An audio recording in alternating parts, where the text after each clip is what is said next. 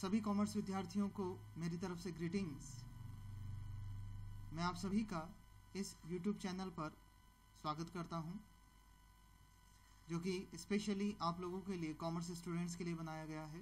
मैं doctor Hemant Kaduniya, assistant professor ABST, Shri Sanwaliya ji government college Mandphiya, district Chittorgarh, state Rajasthan. मेरे इस YouTube चैनल पर आपका हार्दिक स्वागत करता हूं। इस चैनल पर आप लोग financial accounting, business statistics, income tax, cost accounting, corporate accounting, auditing, management accounting and GST के वीडियोस, सब्जेक्ट वीडियोस आप लोग देख सकते हैं। तो चैनल को लाइक कीजिए, मैक्सिमम सब्सक्राइब कीजिए, शेयर कीजिए। Thank you very much. चलिए अब हम वीडियो कंटेंट्स पर चलते हैं। सो डियर स्टूडेंट्स, आज के कॉन्ट्रैक्ट अकाउंट के चैप्टर के इस सेकंड पार्ट में आप लोगों का स्वागत। कॉस्ट अकाउंटिंग सब्जेक्ट हम लोग पढ़ रहे हैं कॉन्ट्रैक्ट अकाउंट्स। कॉन्ट्रैक्ट अकाउंट्स का रिवाइज हम लोग कर लेते हैं और उसके बाद में उसके आगे के टॉपिक्स को कवर करते हैं। हमने अब तक सीखा कि कॉन्ट्रैक्ट अकाउंट दो तरीके से बनाया जा सकता है। एक ठेकेदार को जब कोई कॉन्ट्रैक्ट मिलता है, सेम अकाउंटिंग ईयर में उसने पूरा कंप्लीट कर लिया, तो आपका कॉन्ट्रैक्ट अकाउंट का फॉर्मेट कुछ ऐसा रहेगा जो स्क्रीन पे है आपके। और उसके डेबिट में आप लोग लिखेंगे मटेरियल खरीदने पर material purchase, to material from store to material transfer from another contract debit side में आएगा।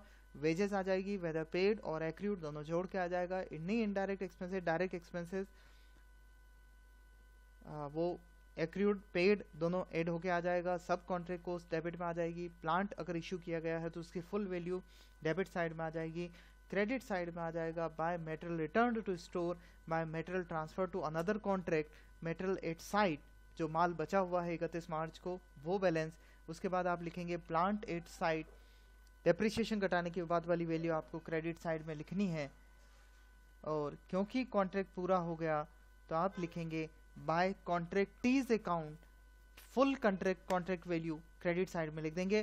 बैलेंस निकालेंगे, प्रॉफिट आएगा या लॉस आ जाएगा। पर सामान्यतया ऐसा क्वेश्चन आपको देखने को नहीं मिलता। हमें मिलता है इनकम्प्लीट कॉन्ट्रैक्ट का क्वेश्चन। इनकम्प्लीट कॉन्ट्रैक्ट के क्वेश्चन में कॉन्ट्रैक्ट अकाउंट की शुरुआत आपको वैसे ही करनी है। इसके डेबिट साइड में एक्सपेंसेस लिखने हैं। मटेरियल खरीदा डेबिट में लिखिए, मटेरियल स्टोर से ट्रांसफर हुआ डेबिट में लिखिए, किसी अनदर कॉन्ट्रैक्ट से मटेरियल ट्रांसफर हुआ डेबिट में लिखिए। वेजेस आप डेबिट साइड में लिखिए, चाहे वो पेड की गई हो, एक्रूड हो, डायरेक्ट एक्सपेंसेस, इनडायरेक्ट एक्सपेंसेस जितने भी हों वो इसकी डेबिट साइड में लिखिए। पेड और इनडायरेक्ट, पेड एक्रूड दोनों आ जाएंगे। सब कॉन्ट्रैक्ट को उस डेबिट में लिखिए। क्रेडिट साइड में लिखिए by material return to store, अगर स्टोर को रिटर्न किया गया है, किसी दूसरे कॉन्ट्रैक्ट को ट्रांसफर किया गया है, material transfer to another contract. अगर जो माल 31 मार्च को या particular end of the year site पे पड़ा हो, मटेरियल एट साइट करके लिखिए। प्लांट के बारे में बात करते हैं। Plant issue full value debit side में आएगी, डेप्रिसिएटेड वैल्यू क्रेडिट साइड में आ जाएगी। आपको डेबिट साइड में डेप्रिसिएशन नहीं लिखना है, फुल वैल्यू डेबिट साइड में आएगी और डेप्रिसिएशन लगाने के बाद वाली वैल्यू क्रेडिट साइड में आएगी बाय प्लांट एट साइट करके। वर्क इन प्रोग्रेस लिखना है आपको इस इनकम्प्लीट रिकॉर्ड के केस में, इनकम्प्लीट कॉन्ट्रैक्ट के केस में। बाय वर्क इन प्रोग्रेस दो चीजें आप लोग लिखेंगे, वर्क सर्टिफाइड, अनसर्टिफाइड, इन दोनों की टोटल को आपको बाहर की तरफ लिखना होगा। वर्क सर्टिफाइड ईयर एंड से पहले जब भी आर्किटेक्ट हमारे को सर्टिफिकेट देता है, उदाहरण के लिए पिछले वीडियो में मैंने कहा था 20 मार्च को आर्किटेक्ट ने सर्टिफिकेट दे दिया, 20 मार्च तक जो सर्टिफिकेट कॉन्ट्रैक्ट प्राइस का जितना प्रतिशत कंप्लीट हुआ उसके बेस पे आर्किटेक्ट से मिल जाएगा, ये सेल वैल्यू होगी। और उसके बाद आप अनसर्टिफाइड लिखेंगे, जो कि 20 मार्च से लेकर 31 मार्च तक जो भी एक्सपेंडिचर होगा उसकी कॉस्ट प्राइस को आप वर्क अनसर्टिफाइड के रूप में लिखेंगे। दोनों की टोटल करेंगे, क्रेडिट साइड में जाएगी और यहाँ आप सम लगाकर प्रॉफिट या लॉस कैलकुलेट करेंगे। अगर प्रॉफिट आता है आप लिखेंगे नोशनल प्रॉफिट, लेकिन अगर लॉस आ जाता है तो बाय P&L करके आप लिख देंगे। आप यहाँ पे क्वेश्चन को एंड कर देंगे। तो याद रखिए, लॉस आने पर क्वेश्चन दी एंड हो गया, लेकिन अगर नोशनल प्रॉफिट आता है तो आप इस नॉशनल प्रॉफिट को इसी कॉन्ट्रैक्ट अकाउंट को नीचे कंटिन्यू करके क्रेडिट साइड में ट्रांसफर करेंगे बाय नॉशनल प्रॉफिट। और इसकी डेबिट साइड में देखिए दो चीजें मैंने लिखी हैं, प्रॉफिट और लॉस और WIP रिजर्व। प्रॉफिट में कितनी अमाउंट जाएगी उसके बारे में मैं भी डिस्कस कर रहा हूँ। Profit to be transfer to P&L account, कितना ट्रांसफर होगा उसके लिए आप लोग याद करिए कि अगर कॉन्ट्रैक्ट जो कंप्लीशन है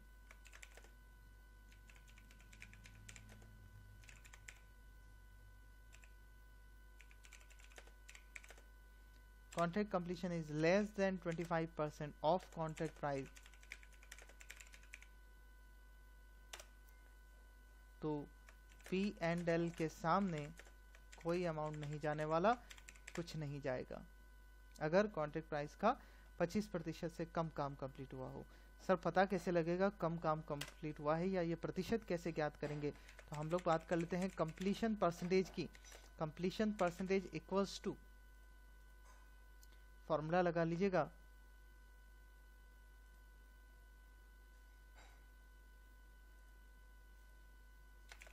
वर्क सर्टिफाइड जो कि प्रश्न में दे रखा होता है divided by contract price into 100।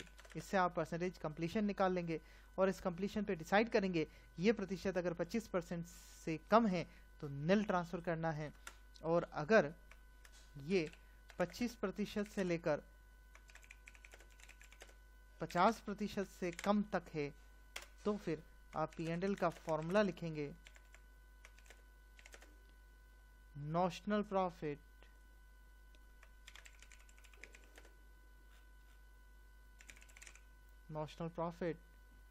Into 1/3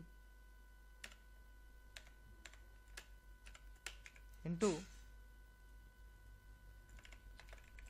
cash received upon work certified। ये फॉर्मूला आपको इस्तेमाल करना है।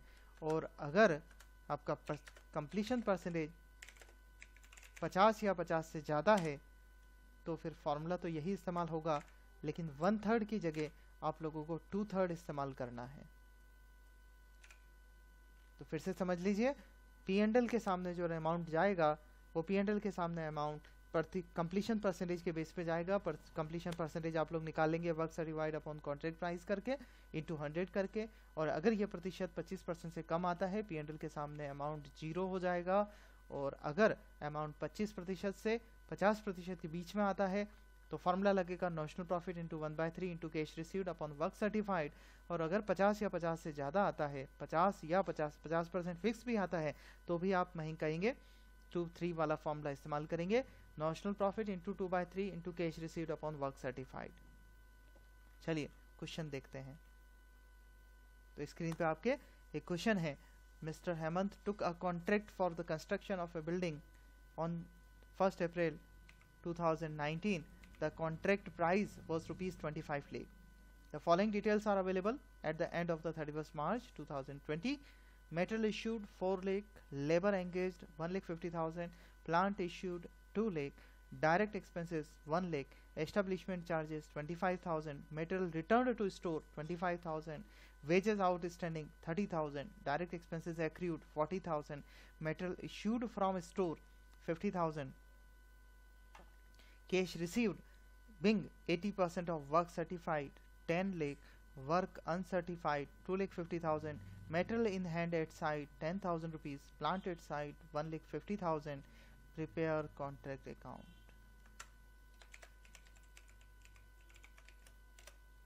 तो एक एक पॉइंट को करते हुए हम लोग कॉन्ट्रैक्ट अकाउंट बनाएंगे।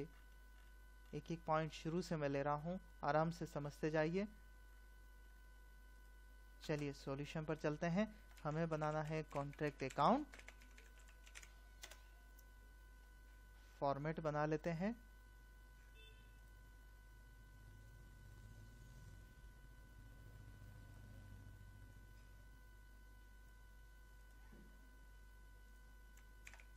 particular amount पर्टिकुलर अमाउंट, और इसके बाद कॉन्ट्रैक्ट प्राइस का भी इस्तेमाल नहीं होगा, उसको मैं अभी ड्रॉप कर रहा हूँ। आप एक एक करके एक्सपेंडिचर और इनकम देखते जाइए। सबसे पहला है मटेरियल इश्यूड, डेबिट साइड में लिखूंगा to material issued 4 lakh. Labour engaged debit side में ही आनी है,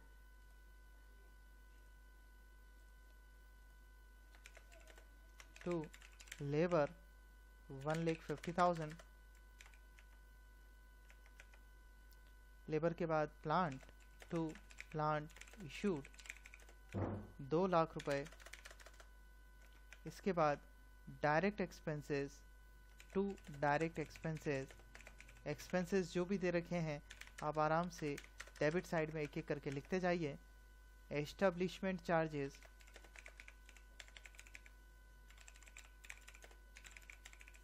establishment charges 25,000। Material return to store, material contract से वापस जा रहा है, आप लोग कॉन्ट्रैक्ट अकाउंट की क्रेडिट साइड में लिखेंगे by material return to store 25,000।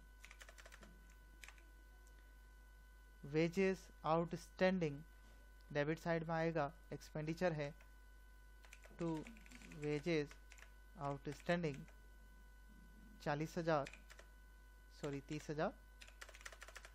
इसके बाद direct expenses accrued 40,000। Material issued from store, ध्यान रखिए स्टोर से इश्यू किया गया है, इसका मतलब कॉन्ट्रैक्ट पर गया होगा। Material issued from store 50,000। Cash received being 80% of work certified 10 lakh, work uncertified 2,50,000। इन दोनों को मैं एक साथ आपको अभी समझाता हूँ। इन दोनों को पहले लिख लेते हैं। मेटल इन हैंड और plant at site by material at site 10,000 रुपये, और बाय प्लांट एट साइट 1,50,000 रुपये। डेप्रिसिएटेड वैल्यू आपको लिखनी है। याद रखिए प्रश्न में अगर डेप्रिसिएशन दे रखा होता तो मैं प्लांट की वैल्यू में से लेस करके इस जगह लिखता। अब आपको क्रेडिट साइड में बाय वर्क इन प्रोग्रेस लिखना है। इस वर्क इन प्रोग्रेस में 2 चीज़ें आप लोग नोट करेंगे, वर्क सर्टिफाइड और वर्क अनसर्टिफाइड। वर्क सर्टिफाइड अगर आप देखें प्रश्न में तो ये लिखा है 10 लाख रुपए कैश रिसीव्ड, जो कि 80% है वर्क सर्टिफाइड का। तो हम लोग एक छोटा सा वर्किंग बना लेते हैं। वर्क सर्टिफाइड इक्वल्स टू जितना भी कैश रिसीव्ड है 10 लाख इंटू, अगर ये 80% है तो 100% कितना होगा, हम उसे कैलकुलेट कर लेते हैं।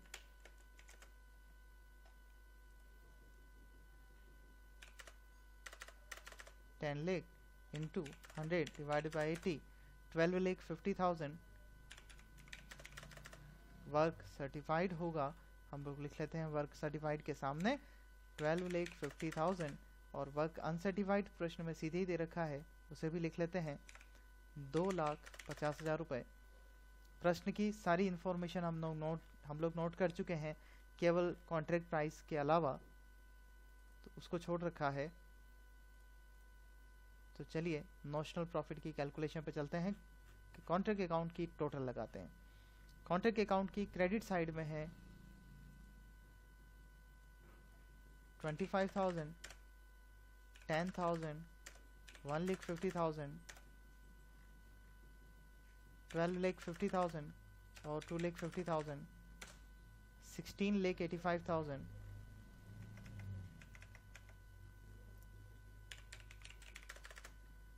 इस 16,85,000 में से डेबिट साइड के एक्सपेंसेस को हम लोग एक एक करके लेस कर देते हैं। तो चलिए 1685 में से माइनस 4 लाख, 1,50,000, 2 लाख, 1 25,000, 30,000, 40,000 और 50,000, 6,90,000 का नॉशनल प्रॉफिट मेरा बच रहा है। मैं यहाँ लिख लेता हूँ 6,90,000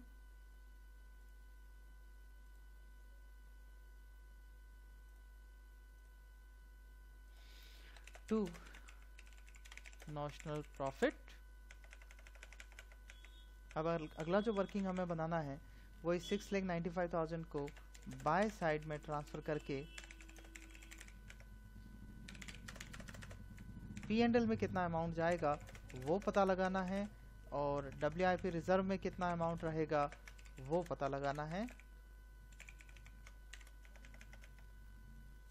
तो अभी पता लगाते हैं।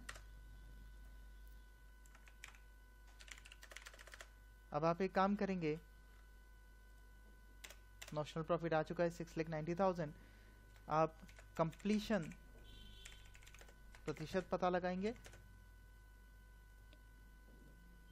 कंप्लीशन प्रतिशत के लिए आप फॉर्मूला यूज करेंगे work certified upon contract price into 100। Contract price को हमने अब तक इस्तेमाल नहीं किया था, अब कर लेते हैं। वर्क सर्टिफाइड 12,50,000 रुपए है और कॉन्ट्रैक्ट प्राइस के लिए हमें क्वेश्चन की शुरुआत में जाना होगा। शुरुआत में देखिए हमारे पास वैल्यू थी 25 लाख, तो 25 लाख इंटू 100 जो कि 50% आता है। मतलब 50% के केस में हमारा जो नियम था कि P&L में कितना अमाउंट ट्रांसफर होगा, तो ये मैंने आपको अभी सिखाया था इसी वीडियो के अंदर कि 50% से ज़्यादा होने पर आप फॉर्मूला इस्तेमाल करेंगे notional profit into 2/3 into cash received upon work certified. रखते हैं फॉर्मूले में इक्वल्स टू नॉशनल प्रॉफिट हमारा आया है 6,90,000 into 2/3 into cash received upon work certified. Cash receive प्रश्न में 10 लाख रुपए दे रखा था, डिवाइडेड बाय 12,50,000 रुपए इक्वल्स टू, बस इस कैलकुलेशन को करिए और P&L के सामने की अमाउंट हमारे पास आ जाएगी 6,90,000 into 2 divide by 3 into 10 lakh divided by 12,50,000 equals to 3,68,000। तो ये हमारा अमाउंट P&L के डेबिट साइड में P&L में ट्रांसफर हो जाएगा 3,68,000। तो इसे हम लोग यहाँ ट्रांसफर कर देते हैं 3,68,000 और 6,90,000 में से इसे माइनस कर देते हैं, तो WIP रिजर्व की वैल्यू आ जाएगी 3,22,000।